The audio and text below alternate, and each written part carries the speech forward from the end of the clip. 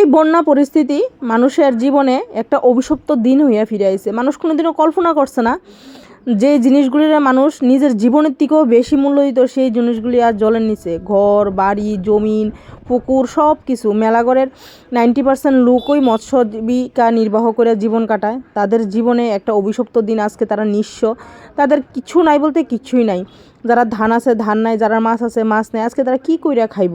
তারা জীবনটা আজকে একটা অভিশপ্ত দিন হইয়া ফিরে আইছে। সত্যিই ত্রিপুরাবাসী কোনোদিনও ভাবছে না এরকম দিন ফেস করতে হইব। তোমরা ঘরে যাইতে নৌকা দিয়ে যাওয়া লাগে না? নৌকা দিয়ে যাওয়া লাগে, আমরা লাভ নাই। এটা কি এর গো? এটা হইলো ছাগলের ফার্ম। এটা ছাগল আছিল নি? এটা আছিল। ছাগলটি কো? এটা না, এটা না, এটা। ওইটা? হ্যাঁ, এটা। আর এটা কি এর গো? হইলো তোমার ইয়ার পোল্ট্রি হাঁসের ফার্ম। রাজাশের? হাঁসের ফার্ম। আর হাঁস আছিল নি? হাঁস আছে? হাঁসটি কোনে? হাঁস আর অনেক হাঁস সব গেছে গা। বাইশা গেছে গা? সব শেষ।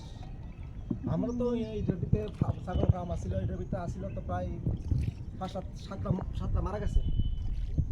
গরুটি মারা গেছে খাওয়ানি। ছাগল আর বাকি যা আছে অতলাতে আছে সব সারা দিছি, কি তো সব রাস্তাঘাট বুঝতে না।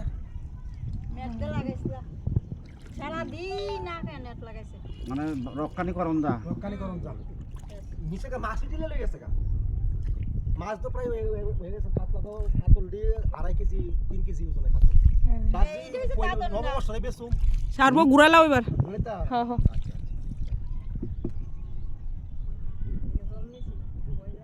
হ্যাঁ, জল বেশি তো না, এলে কি নদী সাঁতার আমরা এই সাঁতার জানো নি?